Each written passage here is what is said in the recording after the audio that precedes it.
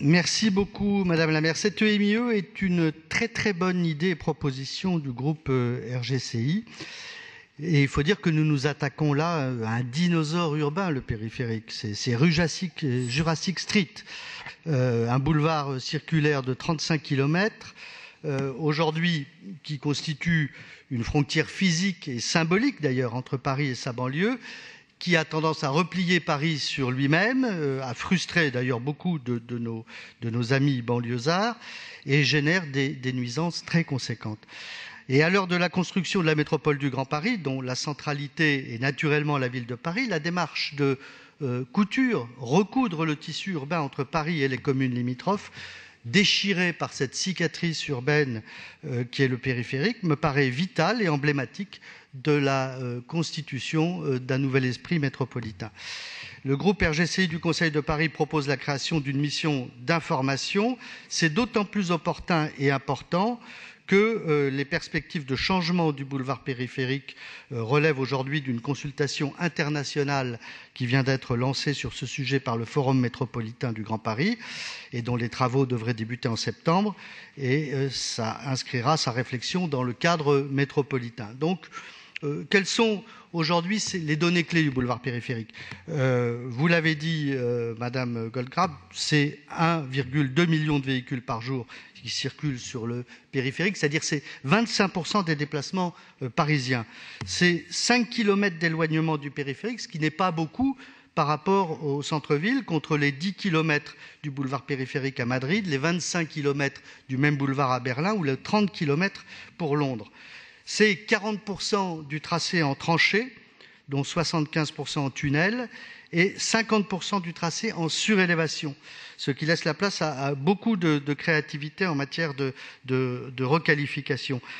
Il faut savoir que c'est 60 000 € du mètre carré le coût estimé de la couverture du périphérique.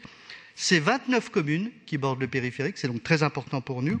C'est 200 000 riverains qui habitent à moins de 200 mètres du boulevard périphérique. C'est un objectif de 40% de réduction de la circulation automobile en 2020, et ça, c'est l'objectif que nous nous sommes fixés dans le plan de déplacement urbain de Paris.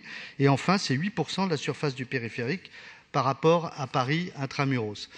Donc voilà, seulement c'est aussi un facteur de nuisance considérable, c'est la pollution d'abord liée à la densité du trafic, avec des concentrations de polluants atmosphériques qui dépassent de 2 à 3 fois plus les normes de l'Organisation mondiale de la santé. Ce sont des nuisances sonores liées à la densité du trafic supérieure à 80 décibels pour les 6 000 logements sociaux en rive directe du périphérique, malgré les 14 km de murs anti-bruit. C'est une barrière, je l'ai dit, physique et symbolique qui cloisonne les territoires entre Paris et la petite couronne. Et puis c'est aussi, vous l'avez remarqué, un état de délabrement de l'objet lui-même et un facteur d'insécurité des passages publics sous le périphérique nord. Alors, quels sont les enjeux de la transformation du périphérique? Eh bien, faut-il conserver une desserte efficace des communes de la petite couronne? Faut-il rendre plus confortables les franchissements existants, multiplier les points de passage sous diverses formes pour désenclaver Paris du Grand Paris? Faut-il augmenter le nombre d'utilisateurs en réduisant le volume du trafic, c'est-à-dire en multipliant les voies réservées aux bus, taxis, véhicules d'urgence?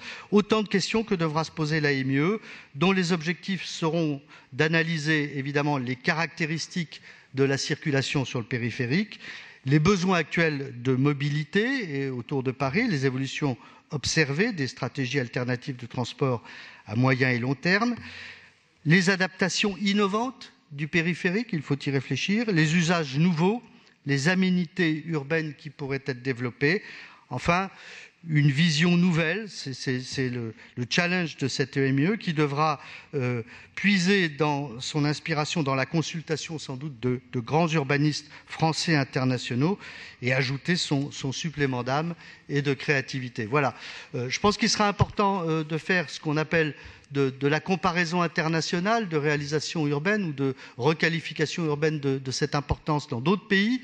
Il faudra s'inspirer éventuellement de l'enfouissement, comme le Big Dig à Boston, où on a enfoui 6 des 12 km de l'autoroute urbaine, ou l'intégration de l'autoroute dans la ville, comme à Barcelone, les Rondas, qui a été une insertion de l'infrastructure dans la ville dense, la combinaison des techniques, c'est-à-dire le collier de béton à Birmingham situés à 1 km du centre-ville, ou la suppression totale de l'infrastructure, comme ça a été le cas à Séoul. Voilà les quelques pistes qui sont les enjeux de ce MIE auxquels le groupe UDI Modem apportera toute son énergie et tout son soutien. Je vous remercie.